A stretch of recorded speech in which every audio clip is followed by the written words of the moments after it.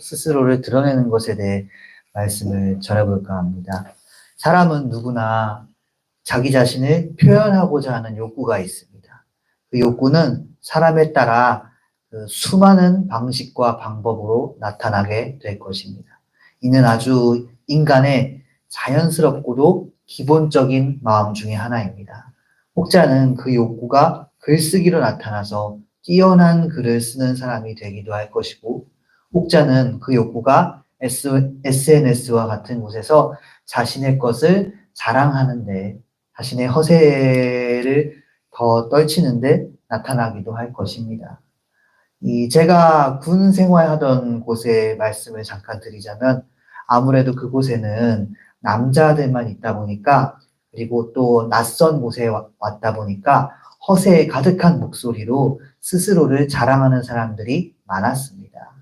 저는 그 사람들 중 특별했던 내용들을, 특별히 여러 수많은 자랑들 중 특별했던 내용들을 아직까지도 기억합니다.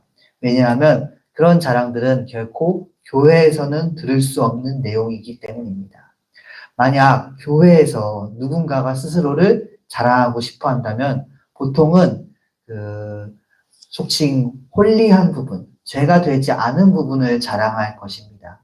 예를 들어서 내가 얼마나 성경을 열심히 읽고 있는가, 얼마나 헌금을 많이 하고 있는가, 부모님이라면은 내 자식이 얼마나 잘 되었는가 등등을 예시로 들 수 있겠습니다. 그러니까 통상적인 관념에서 자랑할 만한 것들 말입니다. 근데 군대에서의 자랑거리는 교회에서의 자랑거리 내용과 아주 달랐습니다. 예를 들어서 사회에 있을 때 자신이 얼마나 이성에게 인기가 많았는가, 이 남자들이다 보니까 얼마나 많은 여자를 만났는가, 또는 단시간에 얼마나 큰 돈을 벌었는가. 그 방식은 중요하지 않습니다. 예를 들어서 사채업이나 다단계 영업 같은 수단일지라도 얼마나 자신들이 그 능력을 인정을 받고 왔는가, 그런 내용 등등이 있었습니다. 어디 가든지 그 곳만의 분위기가 있는데요.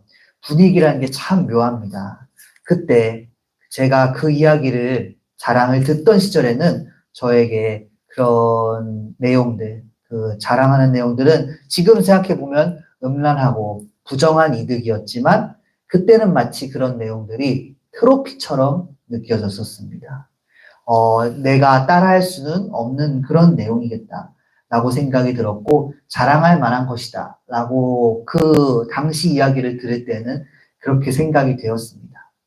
근데 시간이 많이 흐르고 나서 지금 생각해 보니까 그런 많은 이성을 만나고 돈을 많이 벌었던 그 모든 게 조금도 부럽지가 않습니다. 성 어거스틴은 고백록에서 자신이 젊은 날 사과 서리를 하고 나서 막상 그 서리한 사과는 너무 떫고 딱 보기에도 맛이 없어 보였기 때문에 입에도 대지 않았던 과거를 고백을 합니다. 그때 이렇게 말했습니다. 자신이 죄를 짓는다는 사실 자체를 즐기기 위해서 죄를 지었다고요. 어쩌면 그 자랑거리들 역시 돈을 많이 벌었다던가 하는 결과가 중요한 게 아니고, 내가 부정한 일을 저질러서 이득을 취했다, 그 사실 자체에서 스릴을 즐기기 위해 자랑한 것이 아닌가, 그런 생각도 해봅니다. 이 사람이 스스로를 자랑하는 것은 그 어디에서나 어떤 연유에든지 있습니다. 방금 말씀드렸던 것처럼요. 오늘 말씀 본문에서도 자랑에 관한 말씀이 나오는데요. 본문 자체, 우리가 읽은 본문 자체는 교회의 성결에 관한 말씀으로서, 만약 교회에 어떤 죄가 있는데 이 죄를 그냥 방치한다면 죄는 적은 누룩이 온 반죽을 부풀게 하는 것처럼 퍼져나갈 것이다 라고 하고 있습니다. 그 본문 우리가 읽은 6절 말씀을 다시 한번 같이 읽어보겠습니다. 여러분이 자랑하는 것은 좋지 않습니다. 여러분은 적은 누룩이 온 반죽을 부풀게 한다는 것을 알지 못합니까? 아멘. 말씀에서 보면 바울은 성도들에게 자랑하지 말라고 하고 있습니다. 근데 여기서 말하는 자랑은 무엇이냐면 그 5장의 1절과 2절을 참고해 보건대 음행을 말하는 것입니다. 제가 아까 예시로 말씀드린 그 군대에서 자랑하는 종류의 그러한 종류의 음행을 말하는 것입니다. 차라리 교회에서 성경을 뭐 많이 읽었다. 그런 종류의 거룩한 척하는 자랑이었다면 그래도 조금 나았을 것 같은데 교회에서 당시에 자신들의 악한 행동을 자랑하였던 것입니다. 당시 초대교회는 첫 공동체입니다. 이 첫 공동체, 예수님을 믿는 1세대들인데 이들이 분위기를 좋게 형성하기 위해서 자신을 드러내는 자랑이라면 사실 좋은 내용이라도 하지 않고 나보다는 예수님을 드러내기 위해 힘써야 하는 상황이었을 것입니다. 나는 가리고 나는 죽고 예수님이 나타나도록 힘써도 모자랄 그런 첫 세대인데 사람들이 오히려 공동체 내에 자신의 음란과 부정을 트로피처럼 드러내면서 자랑을 하는 그런 분위기가 있었던 것입니다. 그렇기에 바울은 이 오늘 말씀을 쓸 당시에 교회에 그 음행을 자랑하는 분위기가 형성되어 있다는 소식을 듣고 나서 이 말씀을 쓰게 된 것입니다.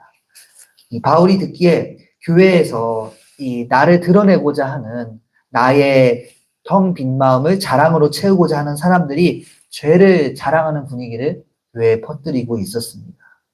이 방금 읽은 6절의 말씀대로면은 빵 반죽을 만들 때 이 누룩이 상대적으로 적은 비율로 들어가지만 그 반죽 전체의 모양을 결정하는 역할을 하는 것처럼 일부의 죄가 이 초대교회 공동체 전체 분위기에 영향을 주면서 부풀리듯 번져나갔던 바울이 들었던 그 당시 공동체의 상황은 그런 상황이었습니다. 그렇게 바울은 5장 10절과 11절에서도 말을 합니다. 세상 사람들이 음행을 자랑하는 건 그럴 수 있습니다. 그럴 수 있는데 성도임에도 음행하면서 자신의 죄를 뉘우치지 않고 이렇게 자랑하듯 말하는 사람은 사실 공동체 내에 들여서도 안 된다는 것입니다. 다시 말해서 이 말씀의 대상이 되는 교회 그리고 예수님을 섬기는 공동체에는 만약 잘못된 분위기가 형성되어 있을 경우 분위기 쇄신이 꼭 필요하다. 이렇게 말씀을 하고 있습니다. 우리 같이 읽었던 본문 7절도 함께 읽어보도록 하겠습니다. 여러분은 새 반죽이 되기 위해서 묵은 누룩을 깨끗이 치우십시오. 사실 여러분은 누룩이 들지 않은 사람들입니다.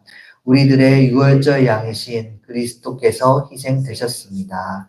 아멘. 말씀해 보니까 이 교회가 새 반죽이 되기 위해서는 묵은 누룩을 깨끗이 치워야 한다고 하고 있습니다. 자랑할 만한 것이라 여겨지는 내 과거의 것들, 내가 스스로에게 잘났다고 생각할 수 있겠지만 알고 보면은 죄가 되고 있는 그런 요소들, 그런 것들을 싹 깨끗이 털어내야만 새롭게 될 수 있다는 것입니다. 바울은 오늘 말씀뿐만이 아닙니다. 예수님 믿는 사람이 과거에서 벗어나 새롭게 될 수 있도록 말씀을 통해서 이 서신서 중에 중간중간에 여러 번 격려를 합니다. 고린도후서 5장 16절 17절에도 성도가 새롭게 될 수 있도록 이끄는 말씀이 있습니다. 이 부분을 제가 읽어보겠습니다. 그러므로 이제부터 우리는 아무도 육신의 잣대로 알려고 하지 않습니다. 전에는 우리가 육신의 잣대로 그리스도를 알았지만 이제는 그렇지 않습니다. 누구든지 그리스도 안에 있으면 그는 새로운 피조물입니다. 옛것은 지나갔습니다. 보십시오. 새 것이 되었습니다. 아멘. 이 말씀에 따르면 우리가 육신, 그러니까 겉모습으로 사람을 판단하는 건 지혜롭지 못한 일입니다. 왜냐하면 육신은 오직 다른 것이 아닌 시간에 순종하며 변화하기 때문입니다. 아무리 성형수술을 하고, 우리가 아무리 성형수술을 하여도 예전의 모습을 다 지우는 것은 쉽지가 않습니다. 부모님도 몰라보게 속칭 변화했다는 말을 할 수 있겠지만, 과거를 아는 사람이 본다면 모습이 남아있는 것입니다. 근데 시간이 많이 지나서 노화가 되면은 내 젊은 시절의 멋진 모습, 예쁜 모습은 온데간데 없어집니다. 분위기만 남게 됩니다. 이 세상 누구나 다시 말해서 겉사람은 단단합니다. 근데 반대로 세상 어떤 사람이든 그 속사람은 말랑말랑합니다. 다시 말해서 사람의 마음은 언제든지 그리스도 안에 뭉쳐 넣을 수 있는 것입니다. 사람의 속사람은 마치 반죽 같습니다. 예수님께서 우리를 위해 십자가에 못 박혀 돌아가신 이후 우리는 언제든지 우리 속사람을 비대하게 부풀어 오르게 만들었던 죄의 누룩, 자랑을 보혈로 제거할 수 있습니다. 처음부터 죄가 없었던 것처럼 우리의 마음을 새롭게 만들 수 있습니다. 예수님을 통해서 언제든지 그렇게 할 수 있는 것입니다. 그렇기 때문에 본문 8절에서는 악의와 악독, 죄라는 누룩으로서 자신을 반죽하는 그런 행동을 멈추라고 합니다. 성실과 진실로 속사람을 채우자고 합니다. 본문 8절 말씀을 다 같이 읽어보겠습니다. 그러므로 묵은 누룩, 곧 악의와 악독이라는 누룩을 넣은 빵으로 절기를 지키지 말고 성실과 진실을 누룩으로 삼아 누룩 없이 빚은 빵으로 지킵시다. 아멘. 말씀이 좀 특이한데요. 말씀을 보시면 속사람에서 이 악의와 악독을 제거하고 성실과 진실로 자신을 채우라고 하고 있습니다. 근데 뒷부분에 보시면 요구사항이 말씀에 하나 더 있습니다. 그 채워진 성실과 진실도 이 누룩 없이 빚은 빵, 그러니까 마치 없는 것처럼 하자는 것입니다. 그러니까 나의 좋은 부분이 있더라도 나쁜 걸 덜어내는 건 당연한 것이고 좋은 부분이라도 누군가에게 드러내서 자랑거리가 되지 않도록 하면서 예수님 앞에 나아가자. 이렇게 권고하고 있습니다. 유대인들이 6월절에는 아예 누룩이 없는 빵을 먹는 관습이 있습니다. 성도님들도 나쁜 것은 물론이고 좋은 것이라도 자랑거리로 드러내지 말고 오직 예수님만 드러내면서 마음을 은혜로 채워가는 그런 신앙생활과 인생이 되기를 바라는 것입니다. 한마디로 나는 죽고 예수님이 살자. 그런 삶을 살자는 것이 말씀하고 있습니다. 오늘 말씀을 쓴 바울은 글로만 그렇게 말한 것이 아닙니다. 자신이 쓴 말씀을 실제로 지켰습니다.